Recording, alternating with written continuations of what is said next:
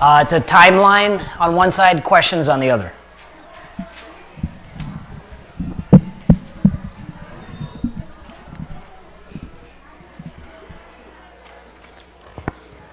તમે તૈયાર છો?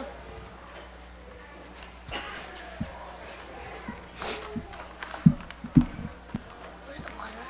Here. No, I need this now. Well, I'm really thirsty. Can I Go to the. There's a water fountain in the bathroom. Where? In the bathroom? Yeah. That's too far away. It's not. It's just around the corner. The Bible will take you. No, I just... Okay, one sip. Yeah, that's okay. It's okay. Just leave him on a chair. Okay, go. Sit down, Ali. Any of these ones? I didn't need the water. Naukar mantra? Oh yeah. Manav, Ali, do you one of you want to say Nokar mantra? What? Nokar mantra. ક્યાં છે માનવ? Wait, where? Mana? What's where? Why? No, here. Come. You don't want to say it? You want to say it? Okay. You have आज to say मैं it clearly and slowly. we're going to start today's program by નકાર મંત્ર અને નકાર મંત્રની as usual આપણે ઘી બોલી બોલાવશું. Okay. Mana, come on in. Come on. You can both do it. Yeah, come. Come. Okay. All right. All right, I'll let you do it. Any volunteers for Nakar Mantra over there? Do you want to do it? You want to say the Nakar Okay. Mantra? Okay. So here. Oh, can I sit? Do I sit? No, you have to stand. And you have to speak into the mic. Okay, very nice. We have young participants. You just lost the contest. Okay. Okay. Wait. All of you together, Nakar Mantra. Whenever you are start, go ahead and start the Nakar I Mantra. think I can do it. Okay. Go. Okay. You speak in the mic, okay? Namo. Namo Tam, Namo Sitam, Namo Ayam, Namo Ucham, Namo Losasam. Eso punch miracle, so papanans no. Mangnam chesafim, Padong having Mangnam chechinda. He's going to be the race driver. You could see how fast he can speak that thing. Wonderful. Yeah, go ahead. What do I do? Go sit down. She wants to say? Okay, no problem. So, today is our first day of the Parishan. Badani Sata, I am asking for Sata. For everybody. It's our privilege to welcome Dr. Dicky Shah and Harshad Bhai. Harshad Bhai would be conducting the sessions tomorrow onwards for next 7 days. And this is first attempt for Dr. Dicky Shah. You would know why doctor. Obviously, he's not doctor in genealogy yet. So doctor, why he is doctor? Let me give you a formal and informal both. Dr. Dicky Shah is an emergency medicine physician working in Kaiser Permanente, currently living in South Pasadena with his wife and children. Prior to medical school, he graduated from Cornell University with an English degree and a minor in South Asian studies. He has always found the history of Jainism compelling and an important subject that need to be shared with our community. My reason for inviting him or my reason to listening to him, that he has practiced medicine, cured a lot of people's ailments, and obviously helps body keep healthy. Can he keep that with Atma? Can he try to improve, try to do that? And I'm 101% sure. From the news I heard, he has been preparing it for a while. He wanted to, he attempted it. And whatever work he does, whatever, things, he takes it not 99% plus, always 100+%. So he's no other than આપણે જેમ કહીએ ને કે જીનોલોજીમાં જે મળ્યો છે એમને આપણા પૂજ્ય ગિરીશભાઈના એમાંથી મળ્યો છે. So we know what Pujya Girish Bhai means to this Jain center, and I'm positive he will mean to same to younger generation. So Dr. Dicky Shah.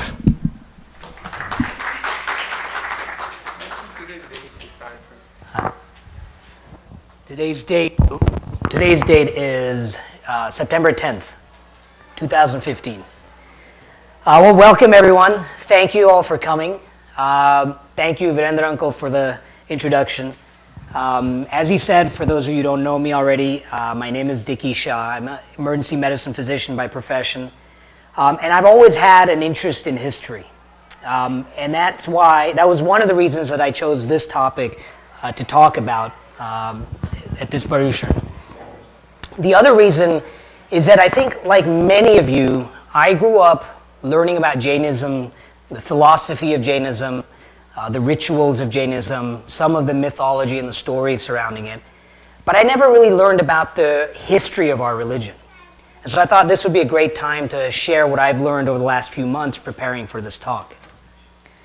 I also want to say that in preparing for this talk, I have used a lot of sources from Jain scholars around the world, not the least of whom is Professor Brahmanism Jaini, whose book, Jain Path of Purification, I think is a classic. I think everyone should read it. Herman Jacobi, who was one of the earliest Jain scholars. He wrote in the 19th century, and a few others as well. All right, so let's start. When we talk about Jainism's history, we really are talking about two different histories. There's the traditional history, the one that we have learned based on our faith, the stories that we learn growing up, the mythology or the legends of Jainism. And then there's the historian's history, the history that is based on archaeological evidence, of documentary evidence, the history that requires us to analyze context and put together, construct a story of the religion. Now, the two different histories aren't always opposed to each other. In fact, a lot of times one history balances the other, gives us insight into the other, complements the other. But there's a problem with the historian history.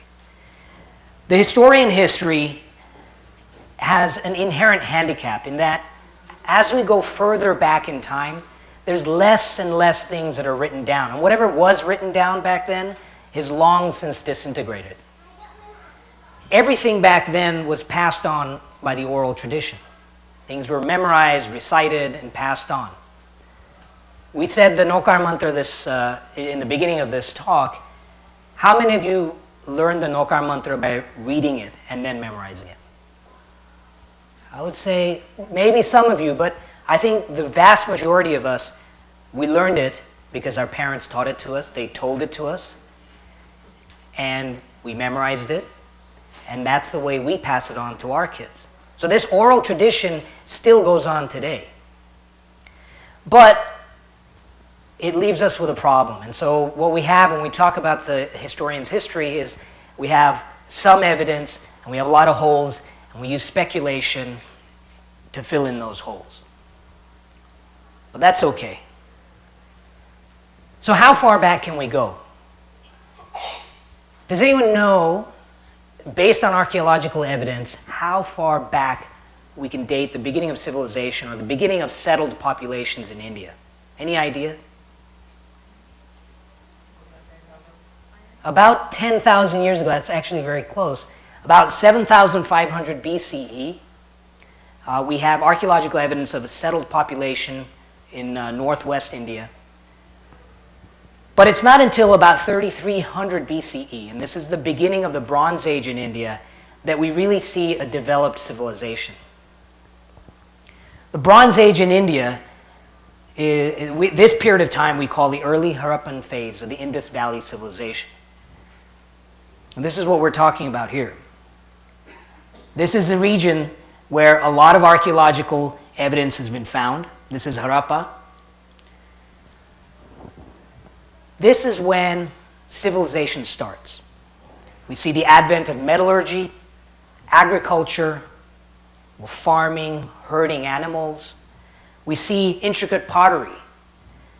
We see an obvious pursuit and emphasis on science and technology. This becomes a very advanced civilization. At its peak, it probably had a population of 5 million people, and it extended over several urban centers in that region. But despite this, we still know very little about the culture of the civilization, especially about the religion. So, is it possible to trace the roots of Jainism back to that civilization, that prehistoric Bronze Age civilization in India? Well, what does our traditional history say? We learn that Bhagwan Rishabdev was the founder of our religion in this cosmic age. He was born during a time when humanity was still in a very primitive age, primitive period. He's also known as Adinath Bhagwan. Anybody know what Adinath means?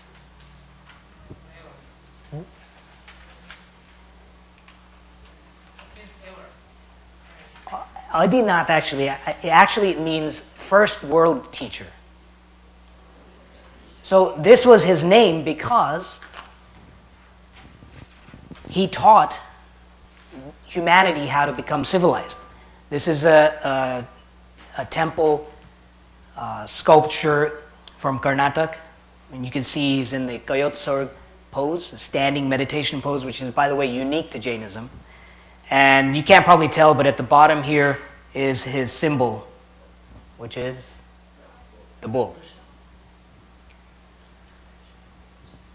We are taught that he has taught mankind 72 sciences, including arithmetic, singing, and dancing. Did you guys know that singing and dancing were sciences? He introduced the ancient man to agriculture, poetry, sculpture, painting, the arts, architecture. He advocated nonviolence, and he brought man from out of the Stone Age into civilization. And so this, he's really thought of as the father of civilization.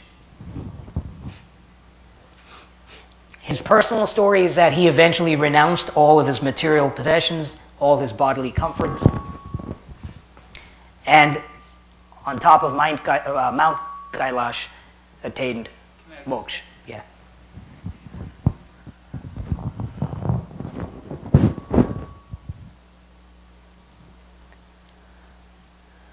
He's often depicted in the Kayotsarg pose, and as we said, the bull is his symbol. Here are more statues of Adinath Bhagwan or Rishabdev Bhagwan. He authored the original Jain canonical scriptures known as the 14 Purvas. These were a massive composition that were said to contain all the knowledge in the universe. So that's the traditional history that we learn. But what about the other history, the evidence-based history, the historian's history? If we were to take Rishabdev Bhagwan and plop him into a period in history, where would we put him? Well, we said he's the father of civilization, and we said that the Bronze Age India, that's when civilization basically started in India. So maybe that's where we would find him. Well, is there any evidence, archaeological evidence, to support the notion that maybe he was alive during that civilization, maybe he was revered in the Indus Valley civilization? Well, it turns out there is. When they've done all the archaeological digs in those areas, they found an abundance of bull iconography, like this seal and this one. We see engravings depicting what looked like a standing meditative pose, the Kayotsarg pose, which is unique to Jainism. You don't find that in any other religion. This is another seal from the Mohenjo-daro, and you can see down here, these figures are standing, their legs are slightly apart, their arms are slightly apart. We know that the Indus Valley civilization, we already said, was a very advanced civilization. Along with ancient Egypt and Mesopotamia, this civilization was the earliest civilization on Earth. Many archaeologists who have been involved in the digs believe that there is no evidence for warfare. There is no emphasis on military strength.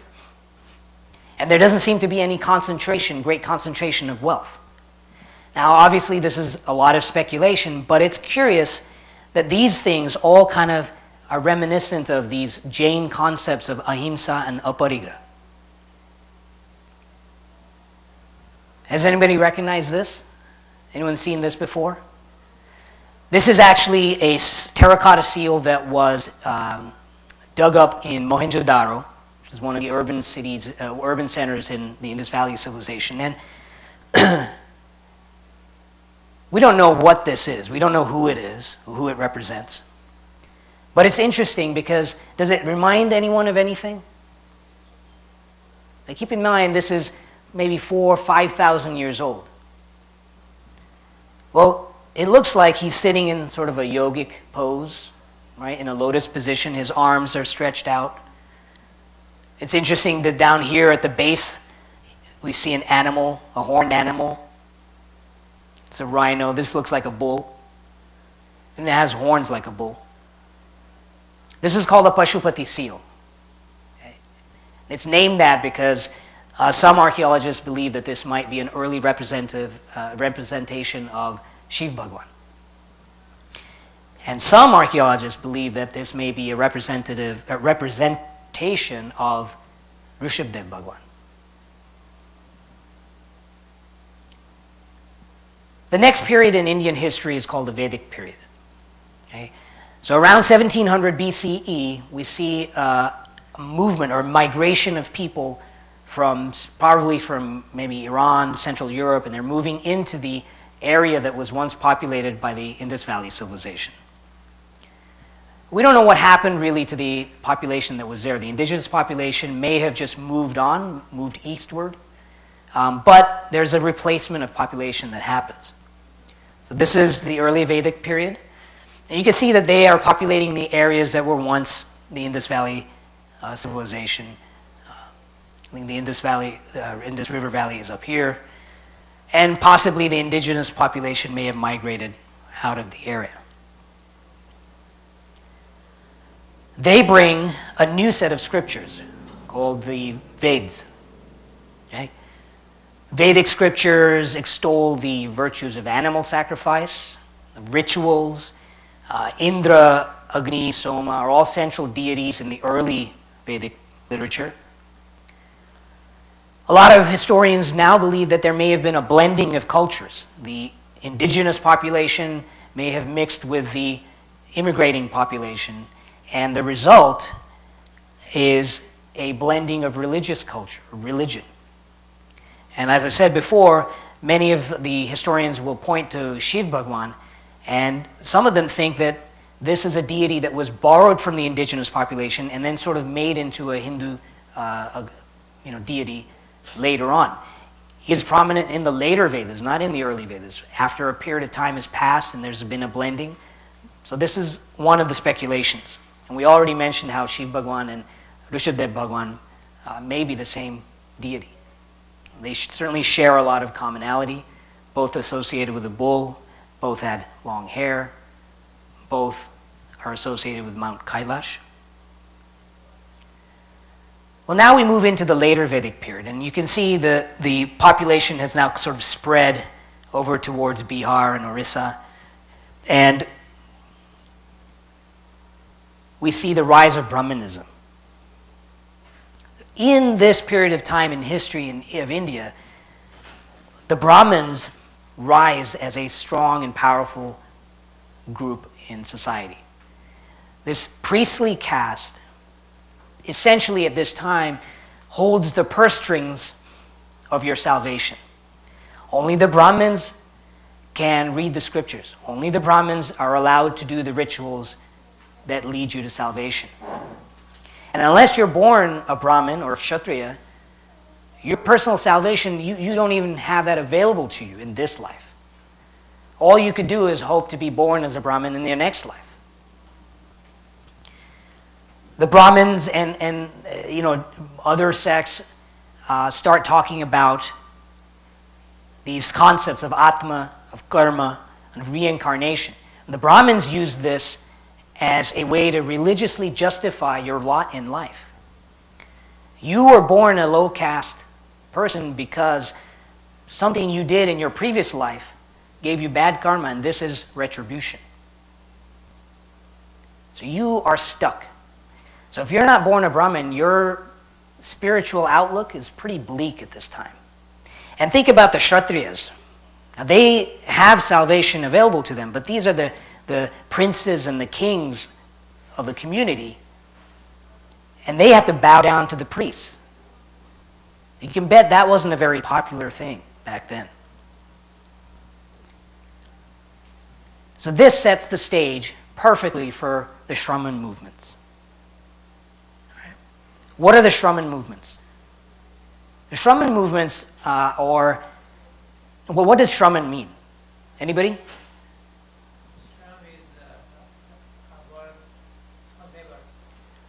For what?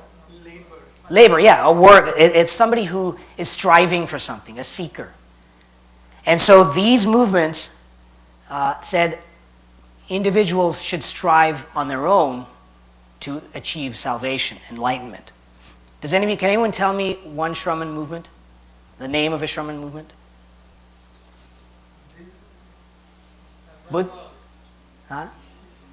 Buddhism, and of course Jainism. Right? These are the only two Shraman movements that are still around now, today. But back then there were probably many, many Shraman movements. Another one that survived for centuries was the Ajivika sect, who was led by Makali Gosala. So what did they say? Well, first of all, they said that it doesn't matter what caste you are. And they didn't reject caste system altogether. It was too ingrained in society by that time. But they said that no matter what caste you are, anyone can achieve salvation. Everyone's soul is equal. Okay? Your soul, even if you're in low caste or a high caste, has an equal ability to achieve enlightenment. All right? Their scriptures were composed in common language. They weren't written in Sanskrit. Okay? If you were Jain, your scriptures were written in Prakrit. That was the common spoken language at the time, also called Ardhamagdi, because this was the kingdom of Magad. If you were Buddhist, your scriptures were written in Pali. The Shraman movements rejected the Vedic authority. They rejected the Brahmin superiority. They rejected ritual sacrifice. They emphasized personal austerities. You yourself can strive to achieve enlightenment. Okay? All you have to do is find the right path. And that path is available to anyone. And you can now escape reincarnation. Okay? Find the right path, and you can escape the cycle of birth and life and death and rebirth over and over again. And you can do it without having to do rituals that only the Brahmin priests do. All right, pop quiz. Anybody know this? What was the original name for Jainism? Nope. Yeah, that's right. Very good. So during this time period, the middle of the first millennium BCE, I'll get to it. There were a lot of Shraman traditions. Okay, Shraman traditions were very popular, a lot of different ones. Okay?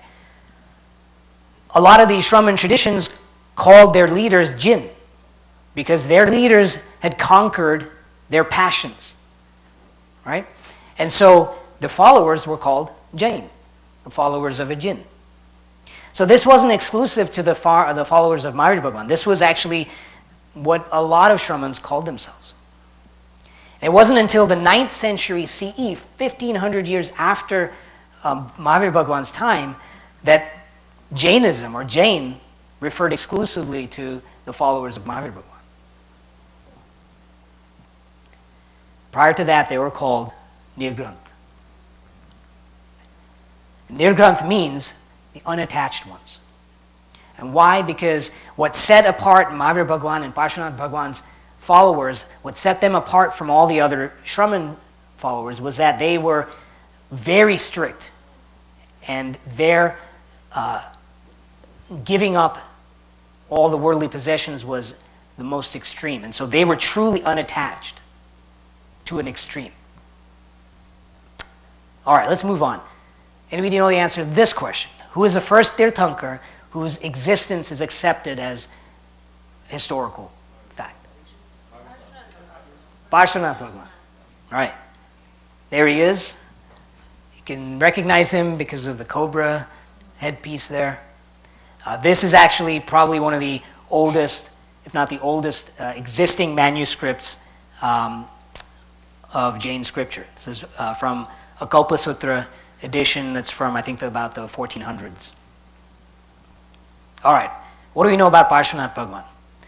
He lived from 877 BCE to 777 BCE. Lived in Varanasi, Banaras. He led the Nirgranth order, and the dates put him as probably one of the earliest leaders of a Shramana sect. He taught the fourfold order of restraint. This is called the Chaturyama Dharma. Ahimsa, aparigraha, satya, asteya. Right? Non-violence, non-possession, non-lying, non-stealing. And there's actually references to his followers in the Pali literature, the Buddhist literature that was contemporaneous with Mahavira Bhagwan's time. They refer to the Nirgranth followers of the fourfold restraint. And by the time of his moksha, he had amassed a following of over 500,000 layperson and monk. His teachings included Rishabhanatha Bhagwan's 14 Purvas, which have been passed on orally from one Ganadhar to another leader of the Mendicant orders for hundreds of years. Two of his followers were eventually King Siddhartha and Queen Trishala. And who are they? Right. So Mahavira Bhagwan was actually born into the Nirgranth tradition. And references to Mahavira Bhagwan are also found in the Pali literature, and he is called Niganth Nataput. Okay. Niganth, of course, is that he's a follower of the Nirgranth Shramana sect. Nataputta means the son of Nata. Nata is probably a family name.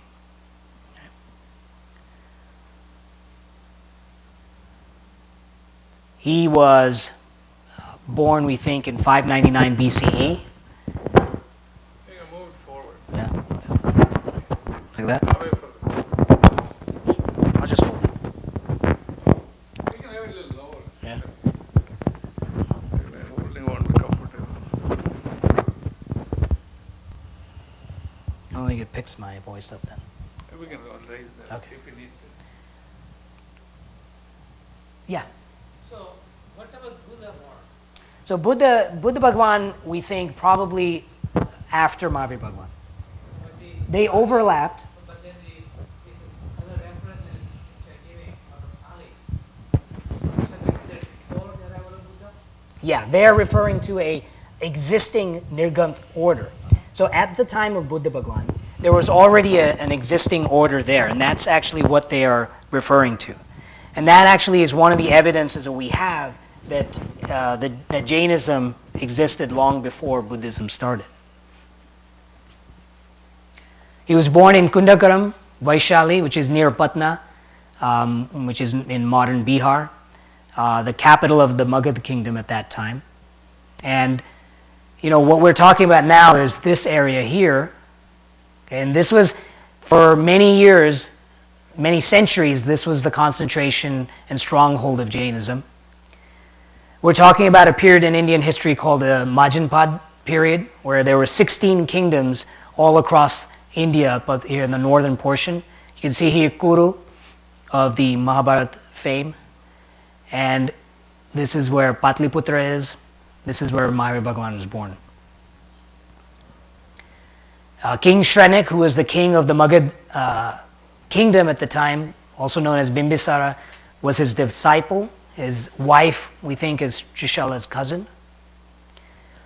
he taught the fivefold restraint. So he added one more restraint to Parshvanatha Bhagwan's original doctrine. He adds brahmacharya or celibacy. And we call this the Panch Mahavrata.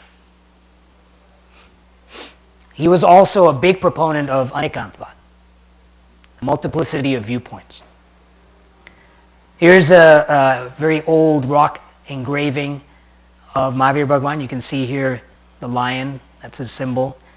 This was an engraving that's found in Badami in Karnataka. It probably comes from about the 6th or 7th century CE.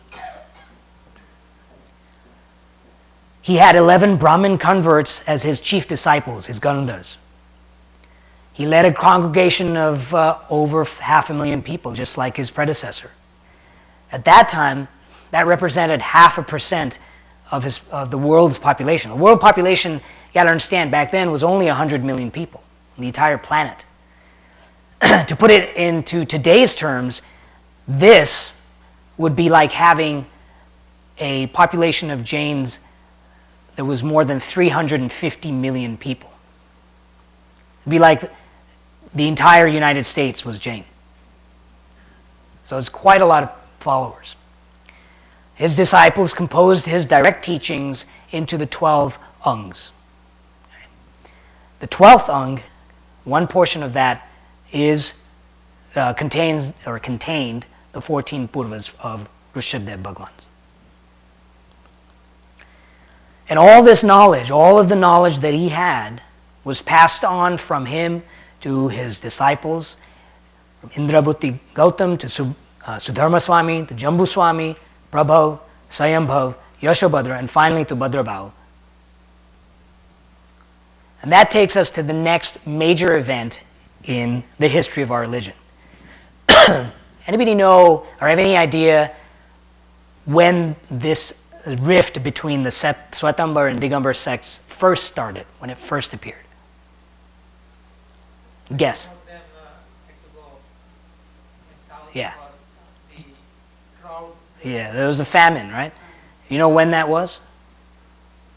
2000 years? A little bit more. So, actually, there were probably different views even in Mahavira Bhagwan's time. Right? In the Acharanga Sutra, there is one of the chapters deals with a discourse between Kesi, who is a follower of Parshvanatha Bhagwan, and Indrabhuti Gautam, who is, of course, Mahavira Bhagwan's main chief disciple. And these two were contemporaries. They lived together, they in the same age. And they discuss the differences between Mahavira Bhagwan's teachings and Parshvanatha Bhagwan's teachings. Now, followers of Parshvanatha Bhagwan wore clothing. Mahavira Bhagwan's followers at that time didn't. There were other differences as well. The fivefold versus the fourfold restraint. But the end of all of this, they came to an understanding that both ways are probably okay. Right? They're both Tirthankars. Right? Their teachings are the same. They're just different ways of practicing. So clearly back then there was some differences in the way monks behaved. But it seemed like for hundreds of years, everyone got along. Right? Everyone got along. Some wore clothing maybe, some didn't. But everyone lived in harmony. They coexisted until something happened. 300 BCE. Acharya Bhadrabhav is the leader of a unified mendicant order. He is believed to be the last of the Shrutkevalis, the last Acharya who knows the entire original scripture as passed on from Mahavira Bhagwan's time. Svetambars believe that he is the author of the Kalpa Sutra. He also is the author of the Uvasagram. So what happened? Now, this is the land that we're talking about now. This is 300 BCE. This is the kingdom of the Mauryas. The Mauryan Empire now has taken over much of India, conquering all the other kingdoms. Okay? Chandragupta Maurya is the founder of the Mauryan Empire, is actually a disciple of Bhadrabhav. some believe. So what happened? Now there's two versions of the story, and I'm just going to tell you the Digambar version because, frankly, it's just more interesting. Yeah, there was a famine. Bhadrabhau, he foretold of a famine that would hit Bihar. Okay? And he thought that in the face of such physical hardship, that the monks and the nuns are not going to be able to remember. It would be very difficult for them to remember all the scriptures. Maybe impossible. So he took a bunch of followers and he went south to Karnataka. Okay? With him, possibly was also Chandragupta Maurya, the emperor, founder of the empire. And he leaves, and his followers are gone for 12 years. Left behind, in charge, is his chief disciple, Stulibhadra. And as the famine hits, Stulibhadra sees, yes, the monks and the nuns are forgetting the scriptures. They can't remember them. And so he says, we got to do something. So he convenes a council, the Patliputra Council. Okay?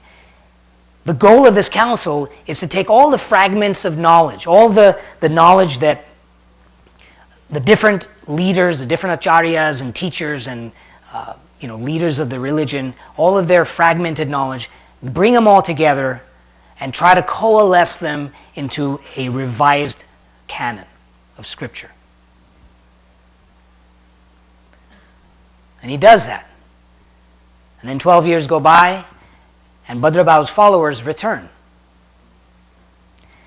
Now, how many of you here are first-generation immigrants? Or your parents are first-generation? And did you ever, after you moved here, and you've been here for a few years, did you ever go back to India?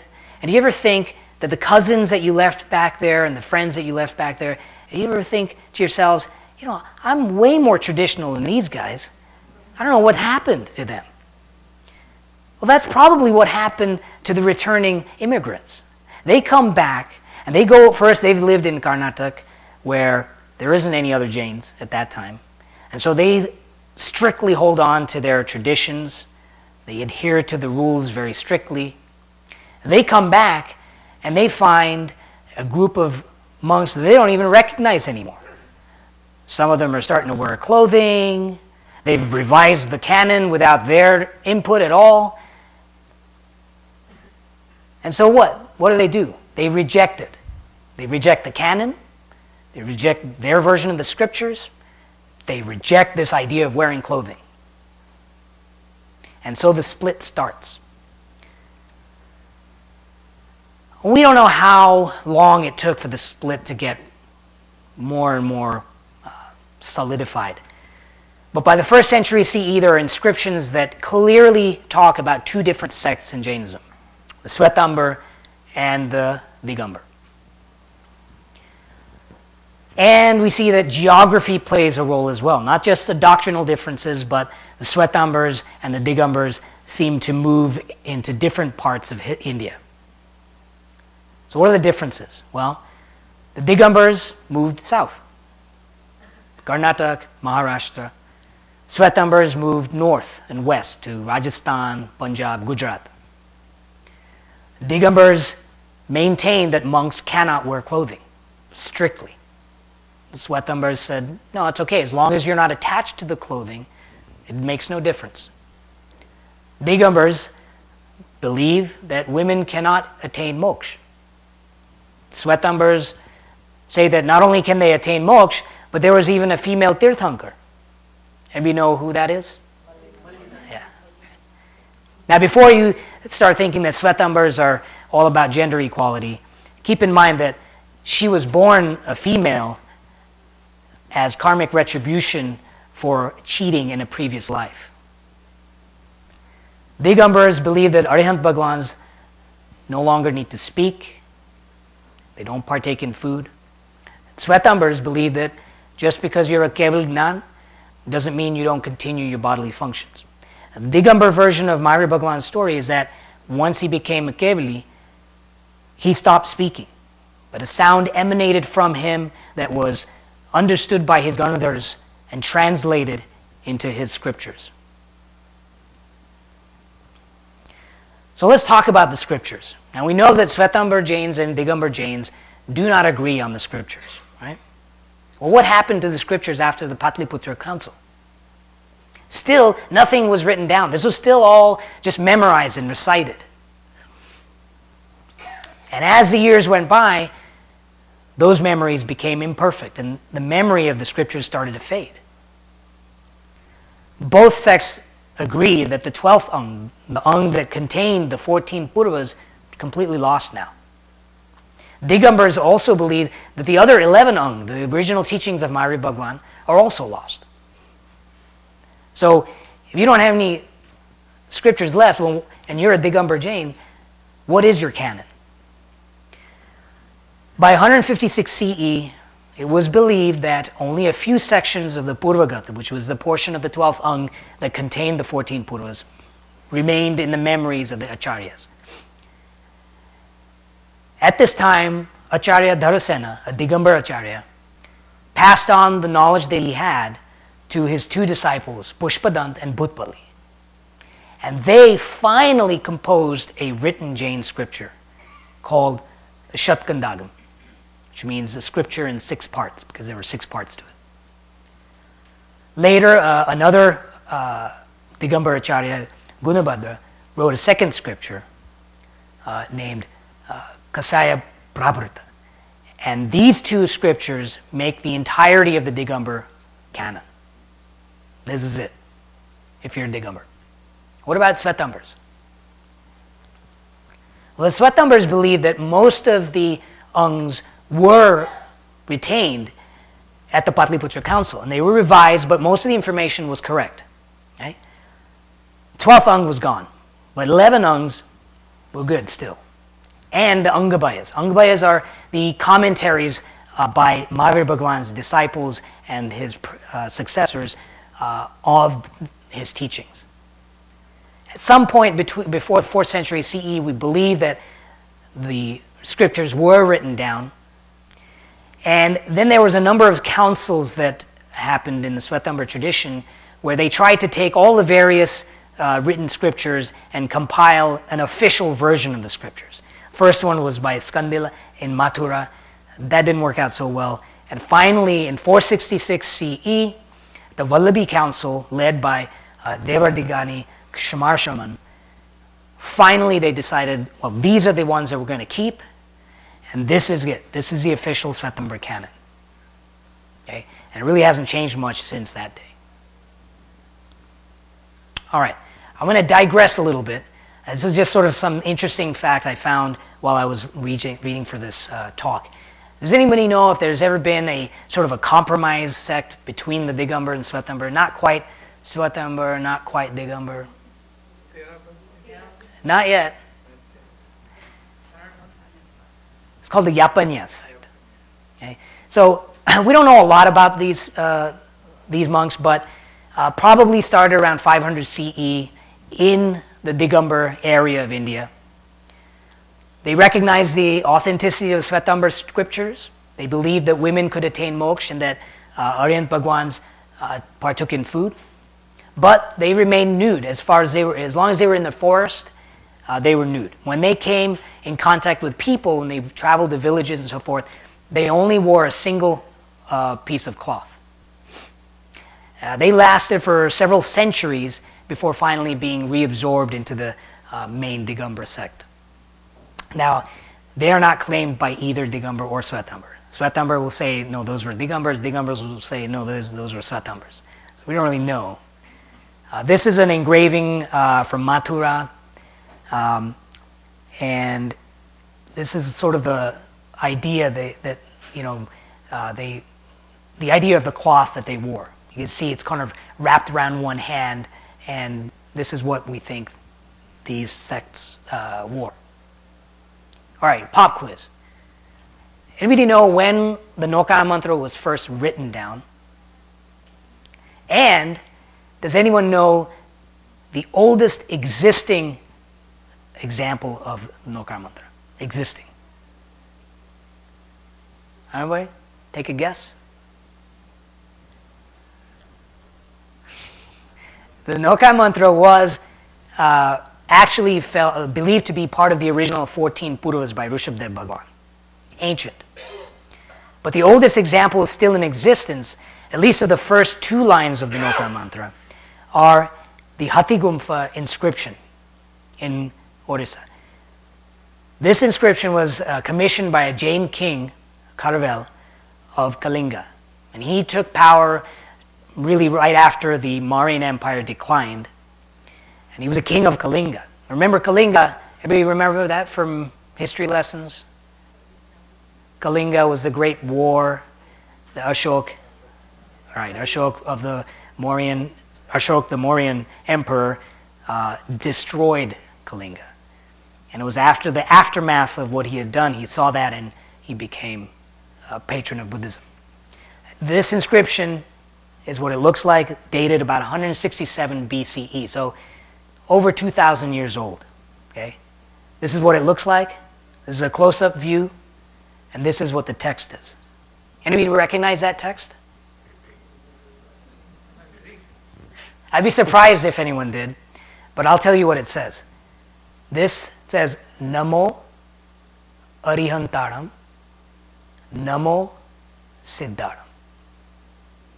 And this is the oldest existing example of these 2 lines, these 2 verses. Okay. This is actually a script called Brahmi script. Okay. Anybody know another example of Brahmi script? Famous. The Edicts of Ashoka. So during Ashok's reign, pillars were erected all over the kingdom, and they had his edicts inscribed on them. And the edicts were inscribed in this script.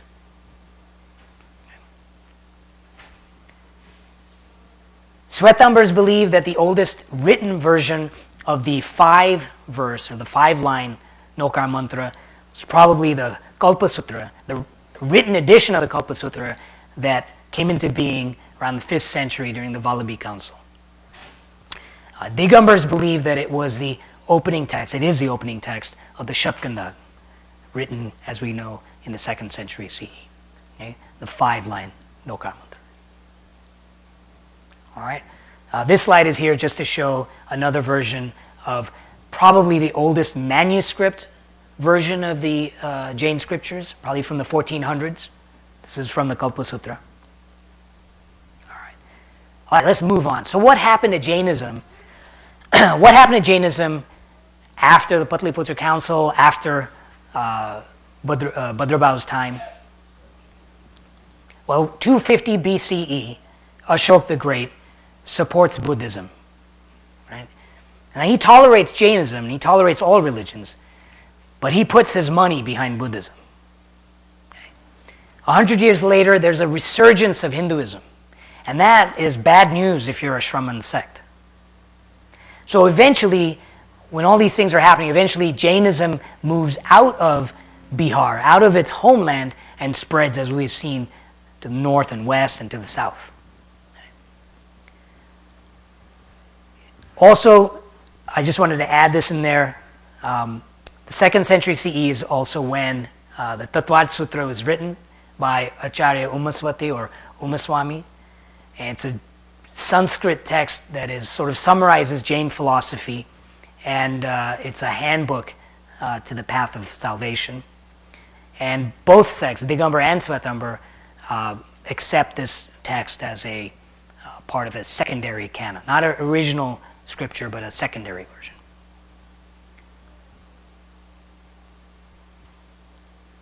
Now, the Jain monks and the Acharyas, leaders of the Mendicant order at this time, they know a very important thing. They know that in order for Jainism to survive in any of the kingdoms, they are going to need royal tolerance. And they know that in order for Jainism to flourish, they're going to need royal patronage. So they endeavored to gain royal favor. Okay? They used their influence however they could to get in good with the kings of the time so that they would support the religion. That's the only way it was going to survive. And there are several examples throughout history that show this. The Gang dynasty of Karnataka, 265 CE. A man by the name of Madhav Kongunivarma with the help of a Jain Acharya, Simanandi, takes the throne of Karnataka, and he establishes the Ganga dynasty. And thanks to him and his relationship with his Acharya, Jainism flourishes in Karnataka for centuries. Gujarat, the kingdom of Anahilnagar, 746 CE. This was a kingdom founded by Vanraj Chowda. That's what he looked like. His legend is that his mother was pregnant with him, his father was assassinated, and she fled to the forest where he was born and raised by a Svetambar monk by the name of Silagunasuri. And when he came back and reclaimed the throne, he patronized Jains. But the real reason probably that Jainism has such a stronghold in Gujarat can be traced back to King Kumarpal. Now, he reigned in the 12th century, and he was one of the Solanki or Western Chalukya kings. And his story is that his predecessor, his uncle, when he was king, had a teacher by the name of Acharya Hemachandra. There's a picture of him right over there. Now, Acharya Hemachandra advised the king. The king died without an heir. And it was thanks to Acharya Hemachandra, who saw the potential of the king's nephew, Kumarpal, and he supported his claim to the throne. So thanks to him, he became king, and his relationship with his Acharya caused him to ban animal slaughter in all of Gujarat. He became vegetarian, and he built dozens of temples, Jain temples, all around Gujarat. Jainism prospered in Gujarat for a long time because of this. And it still has a strong presence. This is Taranga. This is one of the Jain temples that was commissioned by King Kumarpal. Now, all of this gaining political favor and trying to get in good with the kings and getting their support and money, all of this has one major downside. Okay? And so now we move on to the Jain Reformation. All right? By the end of the first millennium CE, there is a growing class of monk administrators. Okay? These are monk leaders of Jainism that are also work like landowners. Okay? Why? Because in those days, you were given some land. Land was donated by the king so that you could build your Jain temple. Okay? But the temple needed to be maintained. And you got to fill it with idols. And you got to get nicer idols. And you got to build housing for the monks. And you got to build schools for the disciples. And you got to maintain the temple over and over again. So how are you going to do that? Well, you use the wealth derived from the land that is donated to you. So these monk administrators took on the role of building and maintaining the temples. They accumulated wealth so that they could use that money to do this. But they started to stray from their ascetic path because of it. They started to use the money on themselves. They started wearing fancy clothes. They ate several times a day. They traded idols. They bought them. They sold them. Made profit. They were carried around in palanquins like princes. And these were monks. They even bought children to become their disciples. And if you were a disciple, if you were a follower, and you said, this isn't right, this is corrupt, I'm going to go to that other monk who doesn't have all this fancy temple stuff. Or maybe I'll just go and become a Hindu. And if you said that, they would scare you with curses. And you would believe them because you weren't allowed to read the scriptures. Right? You weren't allowed to do the rituals. The monks controlled the purse strings of your salvation. Sound familiar? Yeah, isn't this exactly why the Shramana tradition at Jainism started in the first place? So you can imagine that a lot of reformists started as a result of this corruption. But it wasn't until 1451 when a Gujarati lay scribe by the name of Longsa started his reform movement, that a reform movement actually finally stuck. Now Longsa was a gifted scribe. He had beautiful penmanship. He was well versed in all the ancient languages. But he was still a layperson. But a monk, a Svetambar monk of that age, heard about his skill, his gift of writing. And he asked Longsa to copy some scriptures. Now this is a task that really it's restricted to the monks. But he allowed him access to the scriptures. And so Longsa, as he's copying these scriptures, he's reading them.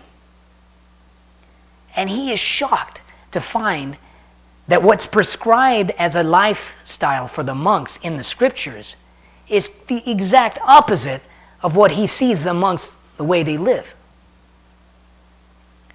And so he starts to believe that this corruption of Jainism is related directly to the institution of the temple.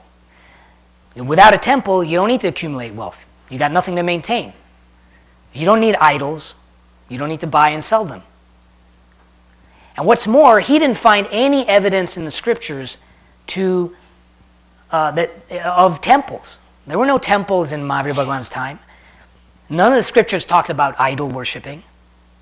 And so he started preaching a puritanical version of Jainism that did away with temples and idols and rituals and all that stuff. And his movement eventually became known as the Stanakvasi, or hall dwellers, as a subsect of the Svetambars. Similar Reformation movements can be seen in the Digambar tradition. Taranapanth sect, founded 1505 CE. They banned idol worship, and in their temples there's a book in place of an idol in the altars. 1600s, the Therapanth sect. Okay? This was a sect based on the earlier teachings of Banarasidas. They developed in direct rejection of the corrupt monk administrators. They saw excessive wealth being spent on temples and the whole way that people worshipped in the temples and all the money that was spent. And they said, this isn't right. And so they said, forget about temples. It's time to start internal worship. And that's what happened. All right, anybody know who this is? He's not Indian. He's not even Jain. This is Martin Luther. Okay? And the only reason I bring this up is because around the same time in Europe, there is another Reformation. It's called the Protestant Reformation. Martin Luther and his colleagues basically also started a Reformation movement in response to the excesses of the Catholic Church that they saw. And so there's a parallel between our religions. And that brings us to the last slide. And I think the last thing I wanted to say was that you look at all these reformist movements, and you may not be Stanakvasi, and you may not be Therapanth, and you may be mainstream Jain, but I think it was thanks to these reform movements that people became aware of the corruption, and it really stopped the corruption, and it stemmed the bad path that that religion was taking. And I think it also really saved the religion from extinction. Because if you see a corrupt religion, chances are eventually you're going to quit and you're going to move on and do something else. But because of the reform movements, the religion survived to this day. All right, that's it. Thank you very much.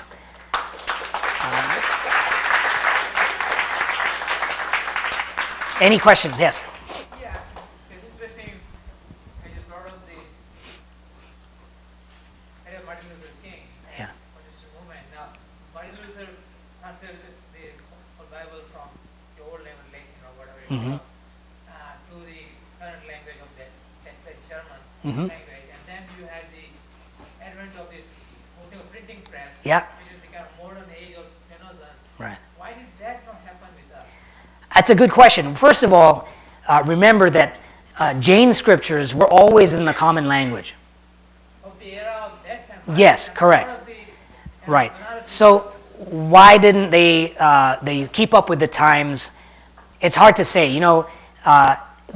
There were lots of things that contributed to this. One of the things is that, not everyone agrees on the scriptural canon. And this was true even in Christianity, right? Council of Nicaea, Council of Trent, all of these things happened because there were lots of versions of the Bible. And they eventually agreed on one version. But there are still different versions out there. And Jainism, it's just a different path. I don't know why that didn't happen. There has been since then, especially in modern times, there have been revisions and translations, not only in the common languages like Hindi and Gujarati, but even in English. And so maybe it just took us longer to get here. Any other questions? I Yeah. wanted to ask this, the original movement of Shramanas, some of the Hindu people also got part of that. Shramana. Yeah, there were, you're right. Patanjali and the, Yeah. The yogic movement, some of the other ones, you're right. So, back then, basically, you're right, and there were a lot of Shraman movements. The concept of Atma, reincarnation, and all of that it kind of evolved in that time period. And a lot of scholars believe that those ideas probably existed from, for thousands of years in that indigenous religion, whatever it was, of the Indus Valley civilization. And it was at that time that even the Hindu scriptures started focusing more on that. So the later Vedic scriptures, the Vedant, Upanishads and so forth, they do talk a lot about the same kind of concepts that the Shraman movement was made popular. That is true.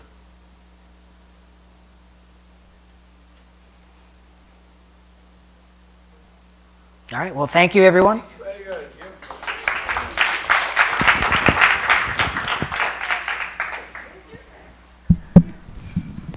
Dicky, well, thank you very much on behalf of Jain Center. You definitely can see that for giving him a 1 hour presentation, I would have taken him lots more hours. So that is the thorough job you did. I appreciate that, and hopefully a lot of people would be able to watch it on the YouTube as well. And from tomorrow, again, I want to remind everybody that we'll have Harsad Bhai Maniyar. He'll be conducting it. Harsad Bhai, could you come here for a couple of minutes and tell people what you're going to talk so they would have a preview of what you are going to say? And also what media you are going to use. The subject is Jain Karma philosophy and a modern science. And that was suggested by Purvi Ben. And I learned so much. I really want to thank you for selecting a good subject. When we see karma around us, somebody has a very good memory. And other guys like me, if I write a note, then I forget where I left the note. So, those are the Gnanavarniya karma. The other karma we see is Vedaniya karma, a Shubh karma and a Shubha karma. You see somebody is sick, other person is healthy. So these are the things we see around us. But inside our body, the karma is working. And modern science has done a lot of research, and they don't have some of the answers. Those answers are given in our scriptures by Arihant Lord. The Gnanavarniya karma is to do with the knowledge and perception. So does our brain and nervous system. Our Mohaniya karma is feeling, emotions. Those has to do with our glands, which puts out hormones, and they give you feeling and emotions, which is nothing but the kashaya. So we'll take each of these karma and compare with the modern science. The modern science is learning so much about biophoton. Our karma body is electromagnetic. Electromagnetic waves are sent to biophotons, which are received by the cell, and these biophotons are the silent DNA. So our karmic body sends those messages, which is our karmic vibration, and they manage our cell. Sometimes they are incoherent, then you have some diseases because their immune cell doesn't work. But anyway, this is what we're going to do. We're going to take each karma and then compare with the modern science as of today. So it's very interesting. We got lots of slides, lots of animations, what is nervous system, what is glands, what are biophoton, how your conscious mind controls millions of cells in your body. And the accuracy is just like a laser, laser accuracy. So this is what's going to be the subject for our next 4 sessions. Jain karma, philosophy, and correlation between modern science. Thank you. Starting tomorrow? Yeah, we'll start Friday, Monday, Tuesday, and Wednesday. Oh, so no Saturday. No, not during weekends. Same here at this. Yes, same time. After the bhakti bhajan is done, so around 9. The reason we don't have it on Saturday is that we have the children's program and all that thing. So Saturday, and then last day is the what you call the Samvatsari Pratigama. So rest of the days we will have that thing. Okay?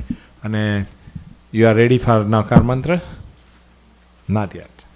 So we'll do the Navkar Mantra and પછી આજે પાઠ કરશું. નમો અરિહંતાણમ નમો સિદ્ધાણમ નમો આયરિયાણમ નમો ઉવાધ્યાયાણમ નમો લોએ સર્વસાહૂણમ એસો પંચ નમોકારો સર્વપાવપણાસણો મંગલાણંચ સર્વેસિમ પડમમ હવૈ Mangalam. Jai Jinendra, and we'll see you again tomorrow.